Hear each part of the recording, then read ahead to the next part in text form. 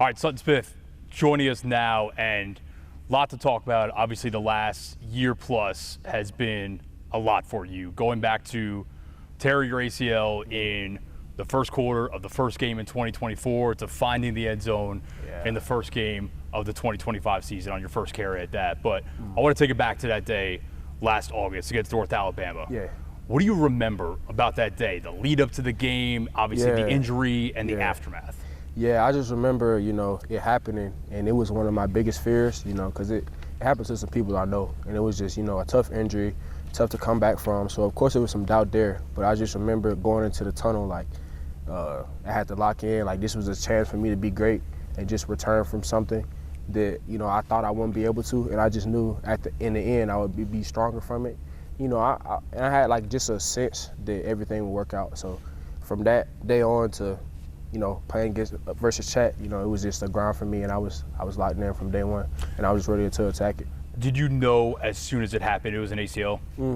I wouldn't say I knew, but I just knew something was wrong. Like something didn't feel right. I couldn't really get off the field, but when I calmed down, my adrenaline was going. When I calmed down, they checked it out. I knew something was wrong for sure. How would you describe the general excitement you had going to last season? You, Mario, Greg DeWozier in the running back room. You've got Seth back for the senior year, Rocket Demir on the outside. We're all looking like this might be the best offense in the entire G5. It's got a chance to be. The excitement level, and then obviously the come down of it, ending right then and there. Yeah, it was crazy. I was crazy excited. I knew we had a lot of weapons. Was ready to have a great year, but that happened, and it definitely humbled me. So I just tried to be the best team that I could for those guys, and they did a great job, and I learned from them. And everything happens for a reason, for sure. How long did you allow yourself to, for lack of a better term, grieve the injury? Maybe feel bad for yourself, if at all? Feel bad for myself? I'd probably say a week or two. But then after that, I'm like, I can't have that mentality. I got to get them negative thoughts out, push the positive ones in, and just attack the rehab hard. I can do it. All things are possible with God. So, I say that for sure. So after a week or two, does the mindset flip to the comebacks can be stronger? Yeah, it has to. It has to. I'm the type of dude, like, I have to put my mind to it for me to do it. So it definitely starts up here. So I want to make sure my mental was right first, and then that just allowed me to have a smooth recovery. I think a lot of people at home don't understand what the rehab process looks like for an elite athlete to come back from a devastating injury like that. If you will, walk me through a day in your rehab. It's a lot of highs and lows. Okay, I can walk you through a day. I'll say in January, I was up here like a 9-to-5 job. I'll say I was up here like half the day, like 12 hours. So I get up here at 5. I watch the guys 5 in the morning. 5 in the morning. I watch the guys run around there, work out. They go to class or whatever, but I have to stay. I have to dedicate myself to do the rehab. And then, they have to come back up here later, but I'm up here the whole time just trying to get my mind right and body right. And then they, they come back from meetings or whatever, and I'm still here working, getting treatment.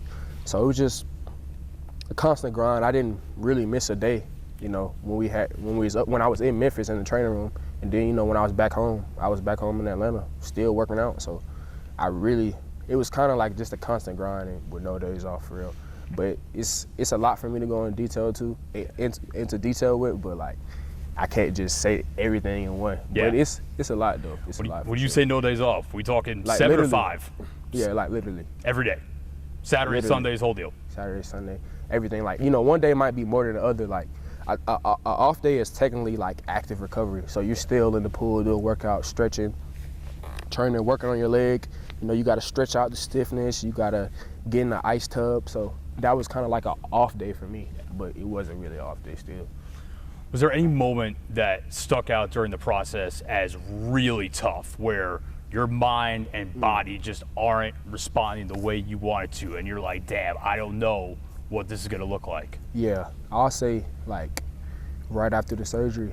Yeah. That was like if you ask anybody who, had the surgery or whatever, they said like the first 2 weeks, the first 2 weeks after the surgery is like damn near hell. Excuse my language. No, you're fine. That's probably a good adjective for it. Yeah.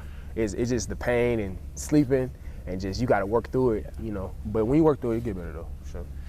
Was there a big breakthrough moment or milestone along the way where you're like, okay, this is coming along and I'm going to come back better than ever? For me, I'll say when I got tackled again. Really? Again, yeah. I'll say that for me. That was my big breakthrough. Like, okay, yeah, it's up. Spring, summer? It was fall camp. Yeah. Yeah. But like I always knew I was gonna be straight, before then. But when I got tackled again, and it felt like nothing, knee felt stronger actually. So yeah. Got the juices flowing again, Got the juices flowing again. Do you remember the day when you got cleared for full football activities? Oh yeah, I remember the day. Yeah. Do you know the date? I don't know the date. Don't know the date, but you remember the day. But I remember the day. Yeah. I was up here in the morning, and I had to do you have to do a strength test, and I passed it with flying colors.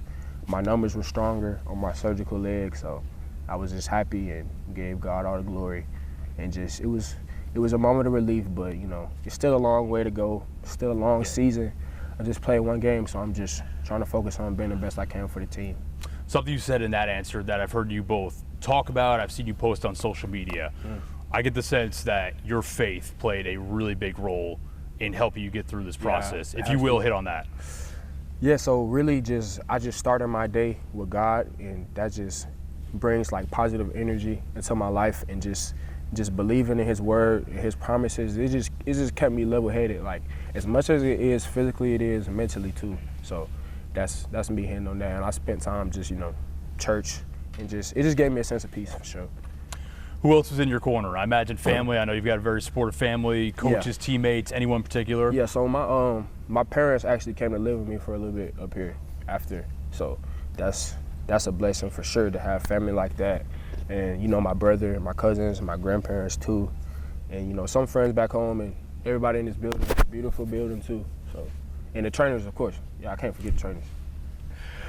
Fall camp for a lot of players, they look at it as a grind, but I imagine you were probably never more excited for a training camp than you were this one. Yeah, but it was my toughest one too, though. How come? It was my toughest one. I had just had to get back into football shape. I had to wear a knee brace. I had to get my confidence up. So, yeah. Did you have a breakthrough moment during that process of reminding yourself, okay, the knee is fine, but I'm back at the level I want to be at? Yeah, for sure. I say, of course, when I got tackled, but just when we had scrimmages and everything was just like the same. I'm like still the same player. Like I'm seeing things the same. My vision is still good. Can still move. So yeah. Was there a sense in your mind this year of trying to make up for lost time at all? No. No. I feel like everything happened for a reason, and God's preparing me for something bigger, and I'm just focused on the conference championship. All right, but one game at a time, though. For sure. Let's talk about last weekend. So I know you mentioned in the post-game press conference that you were up really early on Saturday watching UT Chattanooga film, trying to get a look at their run fits and whatnot. But the night before, how much did you sleep, if at all? That's a great question. That's a personal question too. I was in and out of sleep. I say that. I was in and out of sleep for sure. And I got up. Yeah, that's why I was up so early, because I was in and out of sleep. But I slept great though still. But I was just in and out of sleep. Something wrong with you if you're not excited for the first game. Yeah. You feel me? That's it's like a kid on Christmas morning, right? Yeah, you feel me? So I was in and out of sleep for sure. So what time did you finally get up for good? Wake up call was at like 8:30. So I say I got up at like 6 a.m. Yeah. Just up watching film right away? Yeah, up watching film, chilling, like I say, in the Bible, stuff like that, getting ready. Was there any point before the game, Tiger walk, getting on the bus, anything, where it really hit you like, I'm back? Nah, not really. I say when I woke up though, and then, I checked my phone, I had, a lot of love and messages, like, that's when it really hit me like I'm about to play again. But of course, the Tiger walk and pregame was a good experience. I was just locked in at that point, though. The emotions or the feelings when you run out of that tunnel again at Simmons Bank Liberty Stadium in front of the home fans for the first time in a year. Describe that. Oh yeah, I'm just happy to be back out there, blessed to be able to do what I love again, and just seeing all the fans and everything. It's a great experience, and that's just what college football is all about. So. Any nerves before the first touch or the first time they dial up a play for you? Actually, no. I didn't really get nervous. I just, after my first touch, I was good, though. After I got tackled again in the game, I was good. I'm like, same thing. So, yeah. So, not really no nerves or nothing. So, let's hit on the play. Yeah. You said you were up early Saturday morning, watching UT Chat film. Yeah. Look at how they fit some of the run schemes that you guys do. Yeah. And you saw that look, and it was all gas, no brakes. Go ahead. Yeah, so I saw it earlier.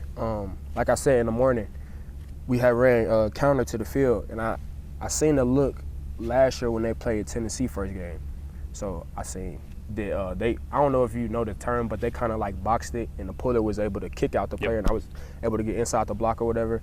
But it was the same look I seen on film versus when they played the University of Tennessee. Yeah. And you know, I was watching some more film they had played it a different way, but I just got the look I wanted when I seen it on film. So it was a good moment of preparation. So, and I'm gonna make sure I always prepare. When you see the look, do you think I'm housing this? Oh yeah, for sure. Yeah, that's all I gotta say about that. Yeah, I knew it. When you cross the goal line, I mean, I saw the emotion pour out of you. You're all sorts of fired up. Just did you black out, or what do you remember about that moment? Low key, I kind of did black out, but I was just hyped to score, get back in the end zone, and just start the season off that way. And I'm just really looking forward to having a strong season. At any point Saturday, pregame, probably not during the game because there's so much adrenaline running through you, but post-game at all, when you think about your journey, were you overly emotional? Did you cry at all during the day Saturday? Yeah, I did. I did in the morning. I cried in the morning. But after the game, I just kind of felt good because I'm like, everything behind me. So I'm ready to play football again. Got that out the way, everything behind me. I'm not focused on that. I'm just ready to ball. I'm curious, a lot of players, especially here, when they come back from an injury like an ACL, there's getting back on the field, but then there's also getting full confidence back in your body and trusting it again. Where are you in that process? You said, where am I in the process? Oh, I'm good. I'm great. I'm 100. Yeah. I'm more than 100. I'm the chosen one, I feel like. Yeah, so God blessed me to have a full recovery, so I'm just taking advantage of it.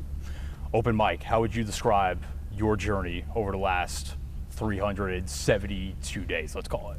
Oh, yeah. Just the journey of not just football, but becoming a better person, learning, sitting back, being patient, and just being humble and just, coming into my own, whether that's on and off the field, becoming a better player, learning more about myself, and just a testament to, my spiritual journey, hard work, everything. So I'm proud of it for sure. I know you said one game at a time, but big picture, what's next? What is possible for you in this offense this year? I'm ready to have a good game against Georgia State and just put my talents on display. I'll hit on that real quick because that did just remind me. It is a bit of a homecoming for you. Oh, yeah. How special is that going to be? It's very special. So I just want to put on for my home city and my people. So that's what's driving me this week. Coach pushing us hard. So I'm thankful for that too. So, yeah.